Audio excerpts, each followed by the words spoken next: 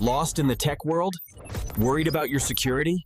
There's no problem that can't be fixed. Welcome to ClickFix. All right, let's talk about that moment of pure panic. You know the one, when you realize you're locked out of your Gmail account. It is so frustrating, right? But don't worry, we are going to walk through the exact steps to get you back in, even if you don't have your phone or you can't get into your old recovery email. Okay, let's dive right in. So, I'm guessing this is why you're here. You've tried all your usual passwords, maybe your kid's birthday, your pet's name, and nothing. It's just not working. That feeling of being completely cut off from your digital world it's just awful. But there is a way forward, I promise. And you know, this quote just hits the nail on the head. Your Gmail isn't just email anymore, is it? It's the key to basically everything else online. It's your digital passport. So losing access to it feels just as bad as losing your actual wallet. That panic you're feeling, it's completely understandable. Okay, enough about the problem. Let's get into the fix.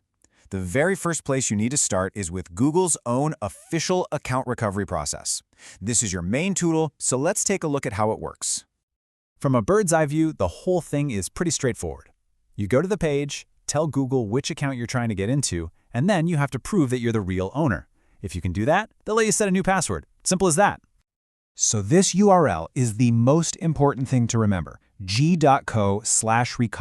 It's short, it's simple, and it is the only official place you should be doing this. Don't click on any weird links and emails. Just type this in. This is your starting point. So how does Google actually try to verify it's you? Well, it usually starts with the easy stuff. It'll try sending a code to your phone or to a backup email address. Sometimes it's even simpler. Just a "yes, it's me" tap on another computer or phone where you're already logged in. These are the first lines of defense. But that brings us to the real problem, and probably why you're watching. What happens when you don't have those things? You lost your phone, or you can't get into that old backup email address anymore. What do you do then? This is the exact moment where most people think, well, that's it, I'm done for. It feels like you've hit a complete brick wall. But you haven't. There is another path forward. You just need to know it's there. Okay, here is the absolute key.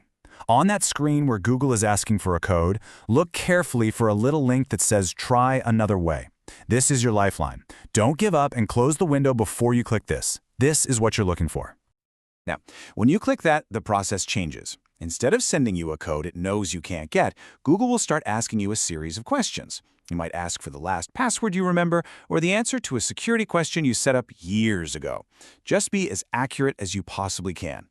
After you've answered all the questions, you'll need to give Google a different email address where they can contact you. And then comes the hard part. You have to wait. Google's team might take up to 72 hours. That's 3 full days to review your answers. So patience is going to be key here. If they decide your answers are good enough, you will get an email at that contact address you provided. And that email, my friend, is your golden ticket. Inside is a special link that will let you reset your password and finally get back into your account. And please, a really quick but super important tip. Check your spam folder, and your junk folder, and your trash. Seriously, you would not believe how many times these critical emails get filtered out by mistake. You don't want to wait 3 days just to find out you missed it. Okay, let's just assume you're back in. Success. Feels great, right?